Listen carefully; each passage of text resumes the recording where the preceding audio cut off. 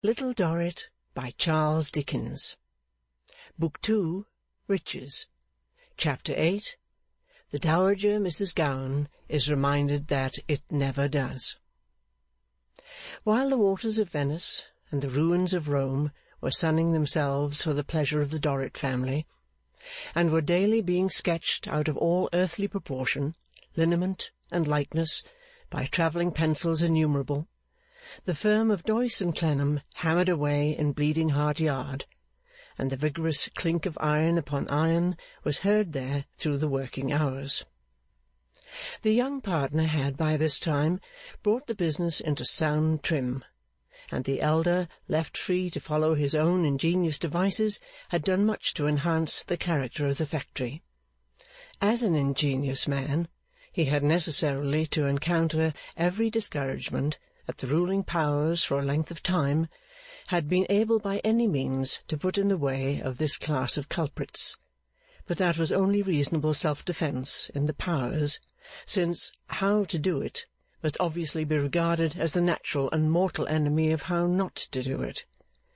In this was to be found the basis of the wise system, by tooth and nail upheld by the Circumlocution Office, of warning every ingenious British subject to be ingenious at his peril, of harassing him, obstructing him, inviting robbers, by making his remedy uncertain and expensive, to plunder him, and at the best of confiscating his property after a short term of enjoyment, as though invention were on a par with felony. The system had uniformly found great favour with the Barnacles, and that was only reasonable too, for one who worthily invents must be in earnest, and the Barnacles abhorred and dreaded nothing half so much. That again was very reasonable, since in a country suffering under the affliction of a great amount of earnestness, there might, in an exceeding short space of time, be not a single Barnacle left sticking to a post. Daniel Doyce faced his condition with its pains and penalties attached to it, and soberly worked on for the work's sake. Clennam, cheering him with a hearty co-operation, was a moral support to him, besides doing good service in his business relation. The concern prospered, and the partners were fast friends, but Daniel could not forget the old design of so many years.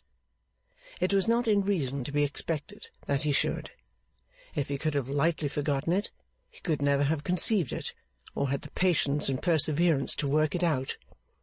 So Clennam thought, when he sometimes observed him of an evening looking over the models and drawings and consoling himself by muttering with a sigh as he put them away again, that the thing was as true as it ever was. To show no sympathy with so much endeavour and so much disappointment would have been to fail in what Clennam regarded as among the implied obligations of his partnership.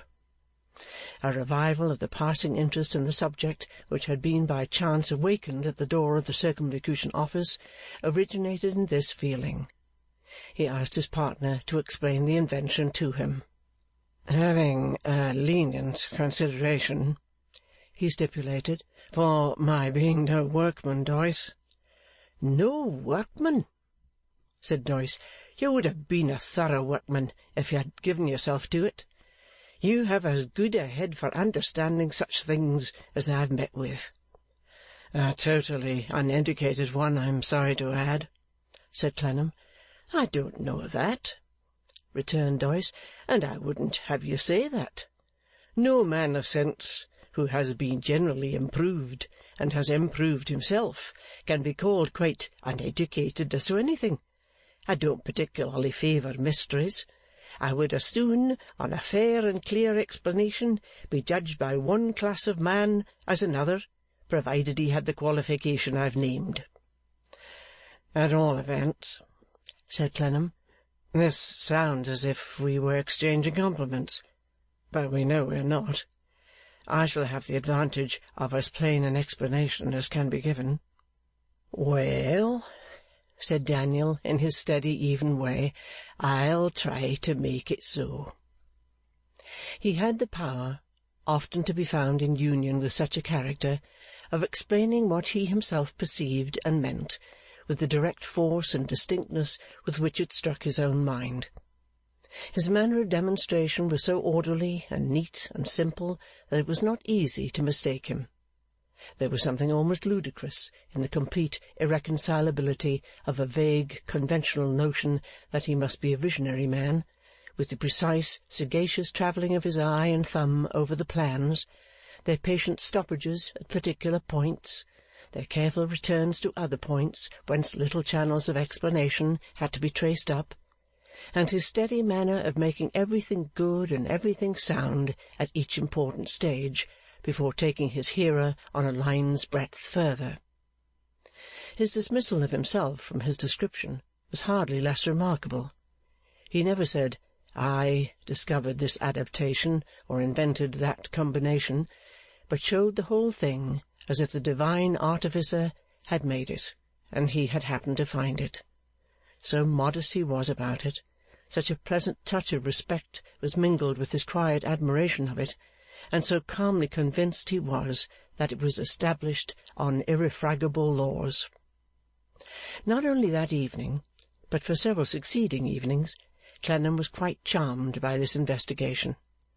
The more he pursued it, and the oftener he glanced at the grey head bending over it, and the shrewd eye kindling with pleasure in it and love of it, instrument for probing his heart, though it had been made for 12 long years, the less he could reconcile it to his younger energy to let it go without one effort more.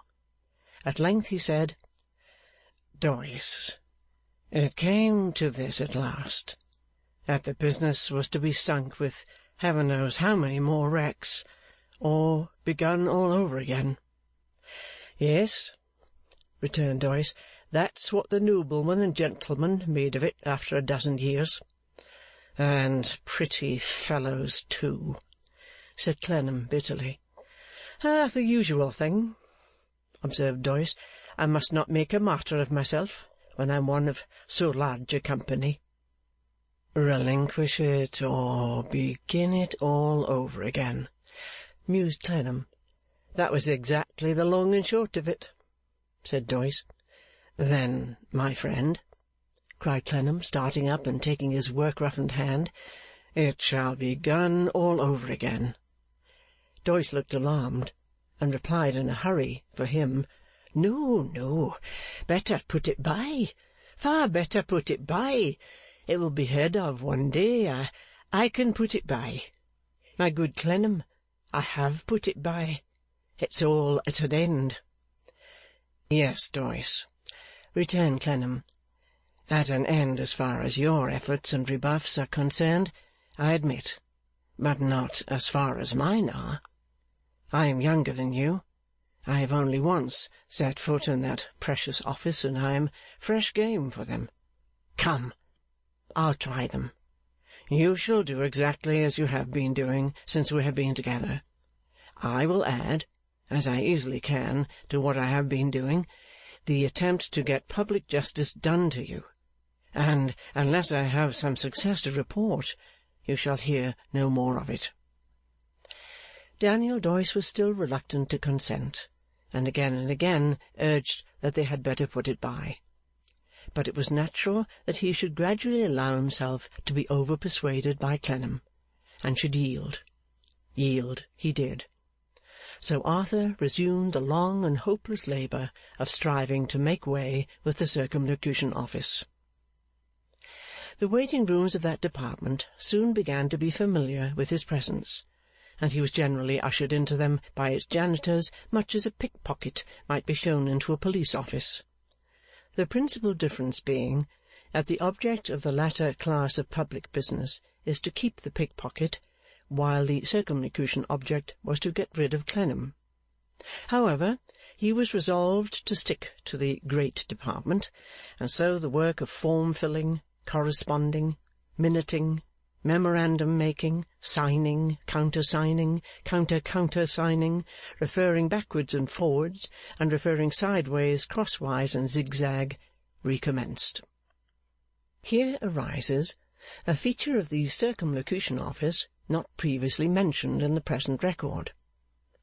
When that admirable department got into trouble, and was by some infuriated members of Parliament whom the smaller Barnacles almost suspected of labouring under diabolic possession, attacked on the merits of no individual case, but as an institution wholly abominable and bedlamite, then the noble or right honourable Barnacle, who represented it in the House, would smite that member and cleave him asunder, with a statement of the quantity of business, for the prevention of business, done by the Circumlocution Office.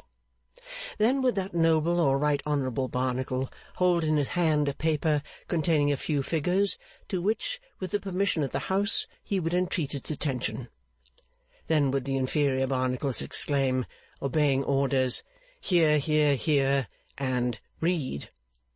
Then would the noble or right honourable Barnacle perceive, "Sir, from this little document, which he thought might carry conviction even to the perversest mind," derisive laughter and cheering from the Barnacle Fry, that within the short compass of the last financial half-year this much maligned department, cheers, had written and received 15,000 letters, loud cheers, had written 24,000 minutes, louder cheers, and 32,517 memoranda, vehement cheering.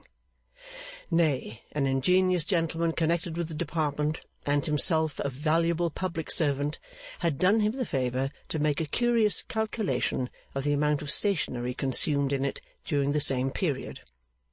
It formed a part of this same short document, and he derived from it the remarkable fact that the sheets of foolscap paper it had devoted to the public service would pave the footway on both sides of Oxford Street from end to end, and leave nearly a quarter of a mile to spare for the park. Immense cheering and laughter. While of red tape, it had used enough to stretch in graceful festoons from Hyde Park Corner to the General Post Office. Then, amidst a burst of official exultation, would the noble or right honourable Barnacle sit down, leaving the mutilated fragments of the member on the field. No one, after that exemplary demolition of him, would have the hardihood to hint that the more the Circumlocution Office did, the less was done, and that the greatest blessing it could confer on an unhappy public would be to do nothing.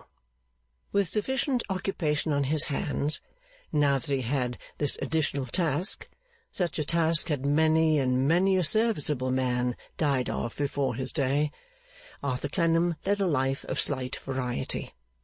Regular visits to his mother's dull sick-room, and visits scarcely less regular to Mr. Meagles at Twickenham, were its only changes during many months. He sadly and sorely missed Little Dorrit. He had been prepared to miss her very much, but not so much. He knew to the full extent only through experience what a large place in his life was left blank when her familiar little figure went out of it. He felt, too, that he must relinquish the hope of its return, understanding the family character sufficiently well to be assured that he and she were divided by a broad ground of separation. The old interest he had had in her, and her old trusting reliance on him, were tinged with melancholy in his mind. So soon had change stolen over them, and so soon had they glided into the past with other secret tendernesses. When he received her letter, he was greatly moved, but did not the less sensibly feel that she was far divided from him by more than distance. It helped him to a clearer and keener perception of the place assigned him by the family. He saw that he was cherished in her grateful remembrance secretly, and that they resented him with the jail and the rest of its belongings.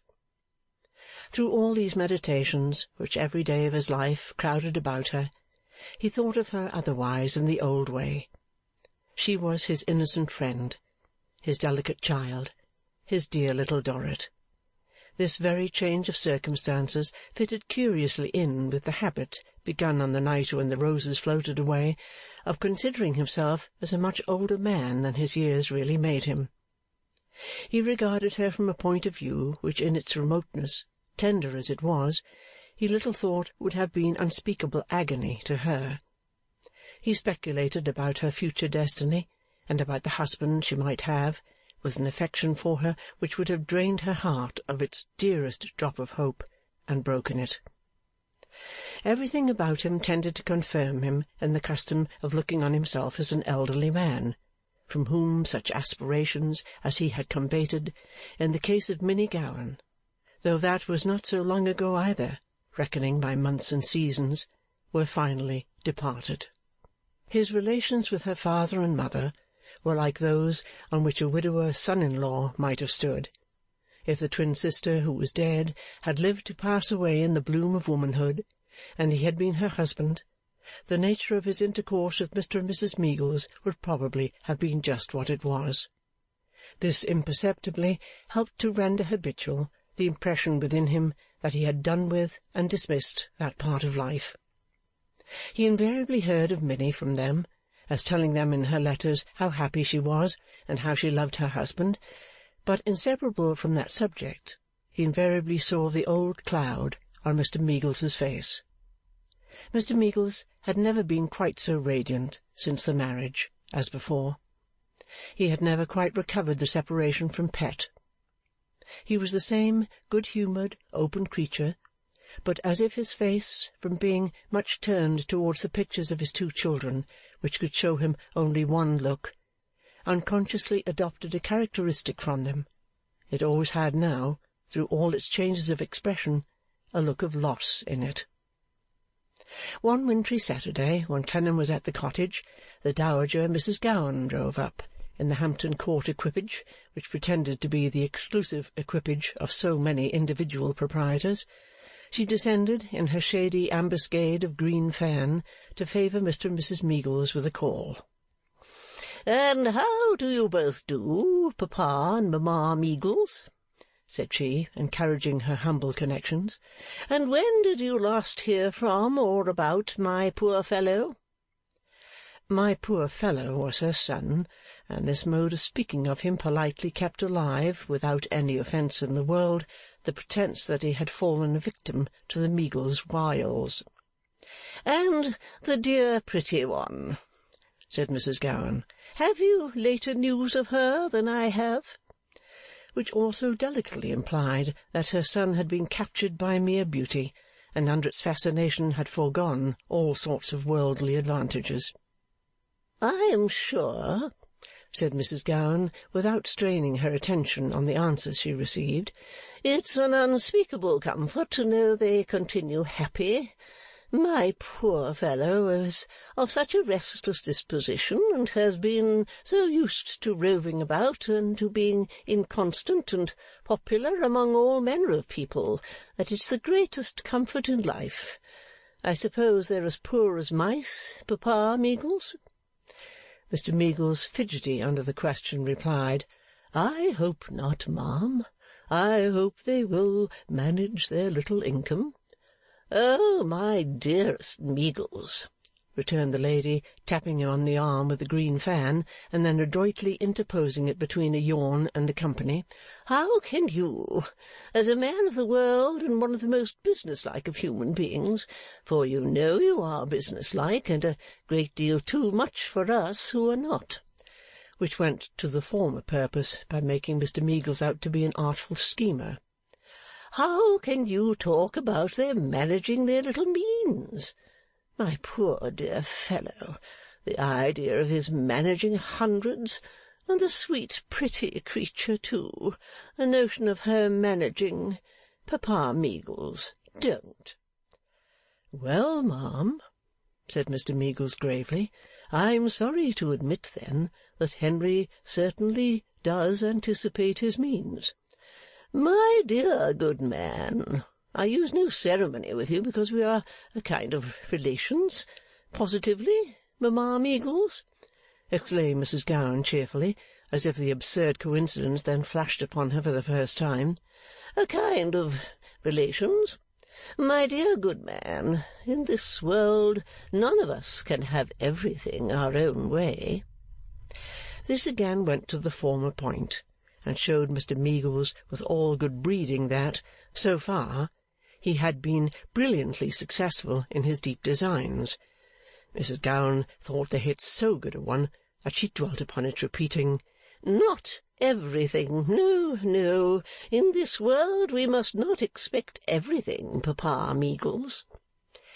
And may I ask, ma'am,' retorted Mr Meagles, a little heightened in colour, 'who does expect everything?' 'Oh, nobody,' said Mrs Gowan. 'I was going to say, but you put me out, you interrupting papa. What was I going to say?' Drooping her large green fan, she looked musingly at Mr Meagles while she thought about it, a performance not tending to the cooling of that gentleman's rather heated spirits. 'Ah, yes, to be sure,' said Mrs Gowan. 'You must remember that my poor fellow has always been accustomed to expectations. They may have been realised, or they may not have been realised. Let us say, then, may not have been realised,' observed Mr Meagles. The Dowager for a moment gave him an angry look, but tossed it off with her head and her fan, and pursued the tenor of her way in her former manner. 'It makes no difference. My poor fellow has been accustomed to that sort of thing, and of course you knew it and were prepared for the consequences. I myself always clearly foresaw the consequences, and am not surprised. And you must not be surprised. In fact, can't be surprised. Must have been prepared for it.' Mr Meagles looked at his wife and at Clennam, bit his lip, and coughed. 'And now here's my poor fellow,' Mrs Gowan pursued, 'receiving notice that he is to hold himself in expectation of a baby, and all the expenses attendant on such an addition to his family. Poor Henry! But it can't be helped now. It's too late to help it now. Only don't talk of anticipating means, Papa Meagles, as a discovery, because that would be too much.' 'Too much, ma'am,' said Mr Meagles, as seeking an explanation. 'There,' said Mrs Gowan, putting him in his inferior place with an expressive action of her hand. 'Too much for my poor fellow's mother to bear at this time of day. They are fast married, and can't be unmarried.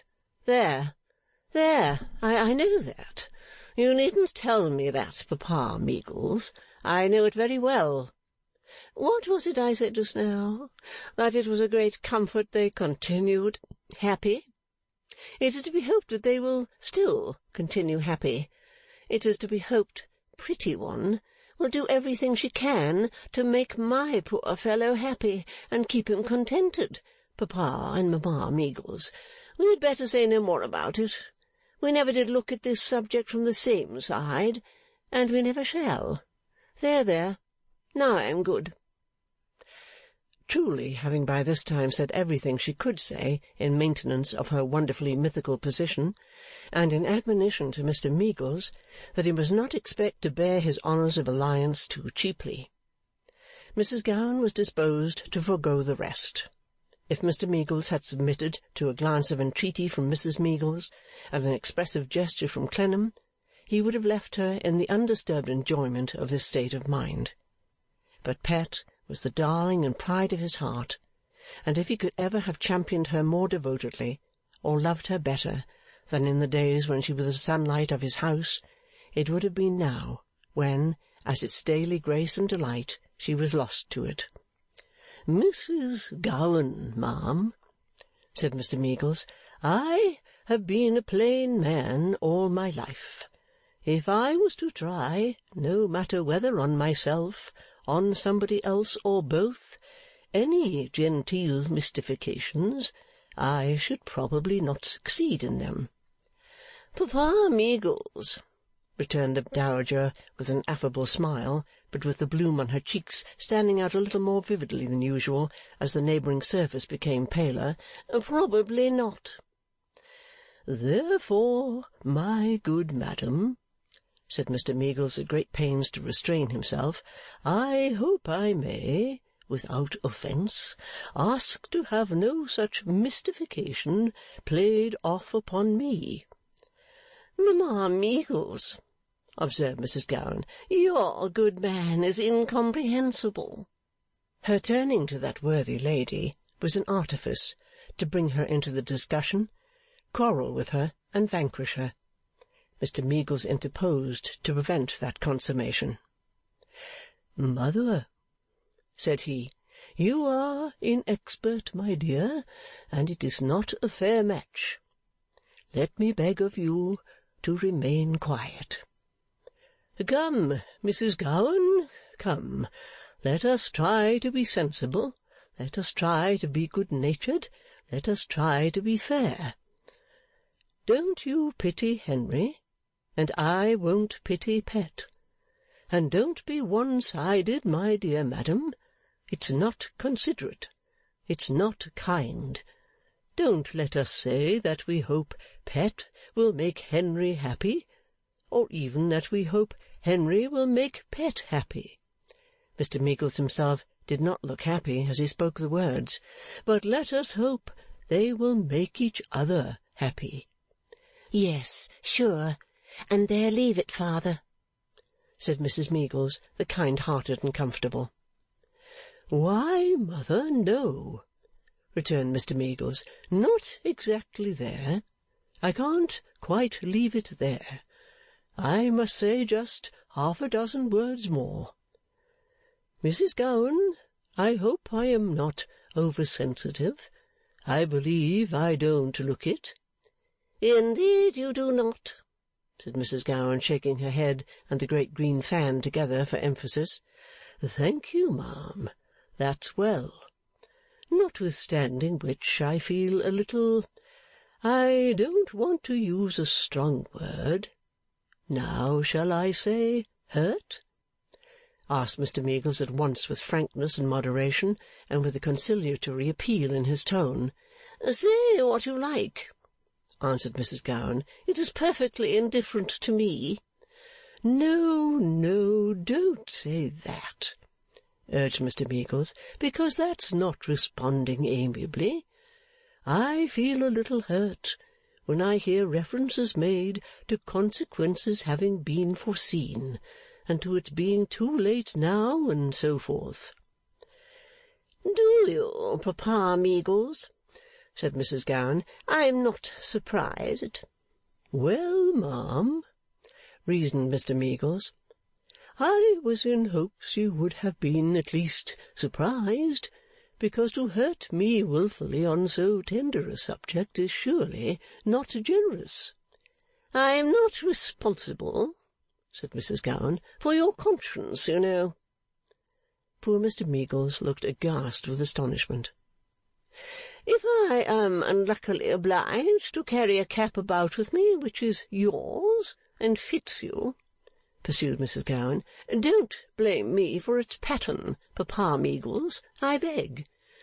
"Why, good Lord, ma'am," Mr. Meagles broke out, "that's as much as to state—" "Now, Papa Meagles, Papa Meagles," said Mrs. Gowan, who became extremely deliberate and prepossessing in manner whenever that gentleman became at all warm, "perhaps to prevent confusion, I had better speak for myself than trouble your kindness to speak for me.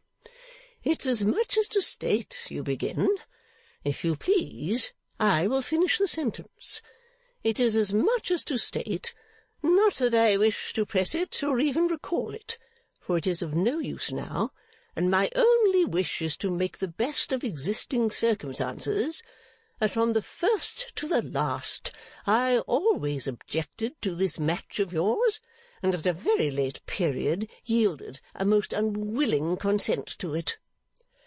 "Mother," cried Mr. Meagles, "do you hear this? Arthur, do you hear this?" "The room being of a convenient size," said Mrs. Gowan, looking about as she fanned herself, "and quite charmingly adapted in all respects to conversation, I should imagine I am audible in any part of it." Some moments passed in silence before Mr. Meagles could hold himself in his chair with sufficient security to prevent his breaking out of it at the next word he spoke.